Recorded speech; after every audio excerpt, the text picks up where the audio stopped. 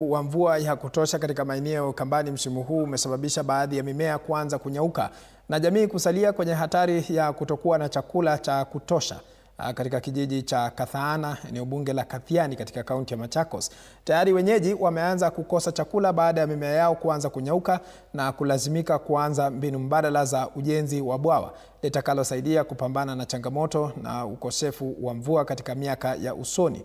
Mwandishi wetu Nicholas Bai alitembelea wanakijiji hao ambao tayari wameanza ujenzi wa bwawa hilo bila malipo kwa nia ya kusuluhisha tatizo la ukosefu wa maji ya kutosha mvua inapochelewa au kukosa kunyesha, ili kuwezesha kuendelea na kilimo na kuwa na chakula cha kutosha. Tunapowasili katika kijiji cha Kathaana, tunapatana na vijana na wazee wakiwa kazini mchana kutwa bila chakula wala malipo.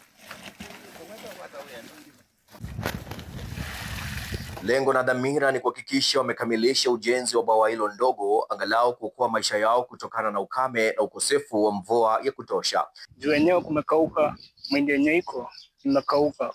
Tunaweza panda napier grass, upatadi wanyama wetu hawatakufa, tutapata kitu kama maziwa, ng'ombe zinasaidia kulima, upate maisha itakuwa tu smart. Jackson na nduguye Jonas ni wazee wawili wakulima waliostaafu, na mimea yao tayari imeanza kunyauka na wanakadiria hasara na hatari ya kukosa chakula msimu huu.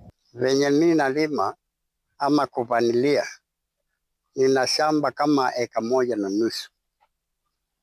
Na kwa vile sinaendelea, nilikuwa nangoja mvua, singine ni kama sinanyauka. Kama mvua haitanyesha, nitapata hasara, kwa maana nilikuwa na wakati wa kupanilia nilikuwa naweka mbolea kama fertilizer, nilikuwa nangaramia kama kulima na ng'ombe nimepeana. Shamba langu ni ya 1 na nimepanda mwaka huu, lakini mvua hakuna. Mahindi hakukuwa mzuri, na miaka hiyo iliyopita nilikuwa nafuna gunia kama 10 ama 15. Ndio taswira kamili katika maeneo mengi eneo la ukambani kwa sasa. Ukosefu wa mvua, na ndiyo maana wanakijiji hawa wakaamua kujitolea kujenga bwawa la kuhifadhi maji ya mvua miaka ijayo. Basically, I can say I'm the one who came up with the idea, and the idea was purely to help the people or the locals on how to come together, pull resources together, commit themselves to even voluntarily do the work without being paid, for the purposes of assuring ourselves that in future we shall have enough water that can be able to sustain our livelihoods. Iwapo mvua itakosa kunyesha, hali inatarajiwa kuwa mbaya zaidi kulingana na wenyeji wa hapa, kwa sababu watalazimika kupunguza idadi ya mlo kwa siku kuwa mara moja.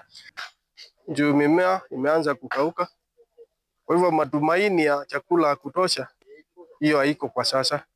Kwa hivyo hata maakuli haitakuwa yenye unafaa kukula kama kawaida, asubuhi saa 7 na jioni. Mwalimu mstaafu Paul Mutia amejitolea kushiriki ujenzi huu, na anatufahamisha kwamba iwapo hali itaendelea hivi, mwakani wanafunzi wataathirika pakubwa. Kuna njaa tayari. Watoto wa shule watahitaji msaada ili waweze kuendelea na masomo. Maana mtoto akiwa na njaa hawezi kusoma vizuri. Jamii ikiwa imeanzisha mradi huu inatoa wito kwa wahisani wema na serikali kufadhili miradi kama hii katika maeneo mbalimbali ya ukambani ili kuwepo kwa maji ya kutosha na kutatua tatizo hilo. We are going to have a lot of hunger, and what I can actually request the government is to see whether we can be able to invest more in such kind of projects. Kukamilika kwa mradi huu, japo unakabiliwa na changamoto chungu nzima, kutawapa matumaini wanakathaana kuwepo kwa chakula cha kutosha katika siku za usoni. Nicholas Mbai, runinga ya TV47, kaunti ya Machakos.